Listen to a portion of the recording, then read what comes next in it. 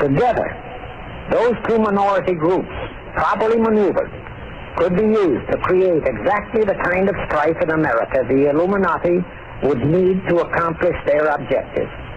Thus, at the same time that Schiff and his co-conspirators were laying their plans for the entrapment of our money system, they were also perfecting plans to hit the unsuspecting American people with an explosive and terrifying racial upheaval that would tear the people into hate fractions and create chaos throughout the nation, especially on all college and university campuses, all protected by Earl Warren decisions and our so-called leaders in Washington.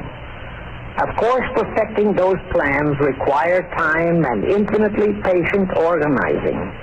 Now, to remove all doubts, I'll take a few moments to give you documentary proof of this racial strife plot. First of all, they had to create leaderships and organizations to draw in millions of dupes, both Jewish and Negroes, who would do the demonstrating and commit the rioting, looting, and lawlessness.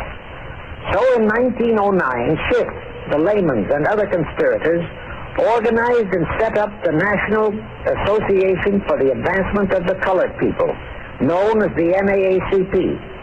The presidents, directors, and legal counsels of the NAACP were always white men, Jews appointed by Schiff. And this is the case to this very day. Then, in 1913, the Schiff Group organized the Anti-Defamation League of the B'nai B'rith, commonly known as the ADL, to serve as the Gestapo and hatchet-man outfit for the entire great conspiracy.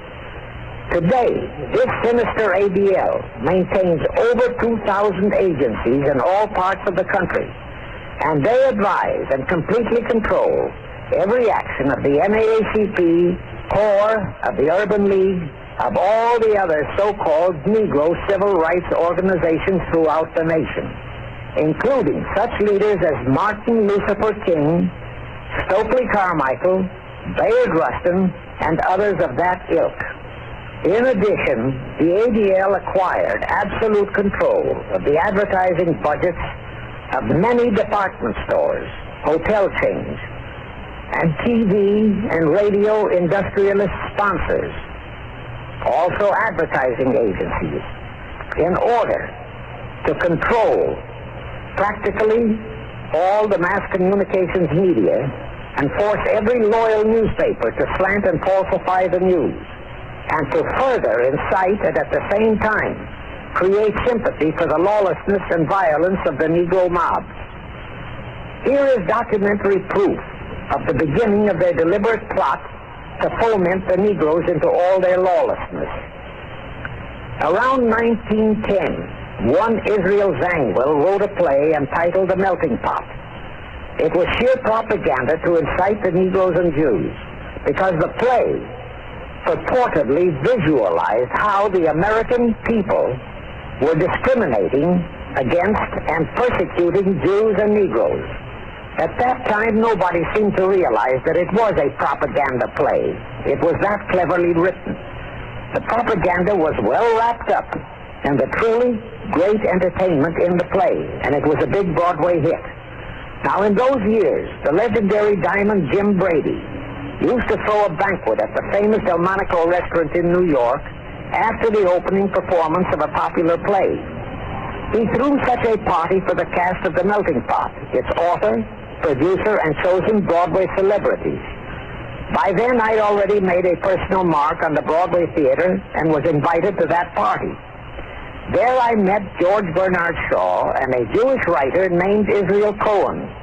Zangwill, Shaw, and Cohen were the triumvirate who created the Fabian Society in England and had worked closely with a Frankfurt Jew named Mordecai, who had changed his name to Karl Marx. But remember, at that time, both Marxism and communism were just emerging, and nobody paid much attention to either, and nobody suspected the propaganda in the writings of those three really brilliant writers.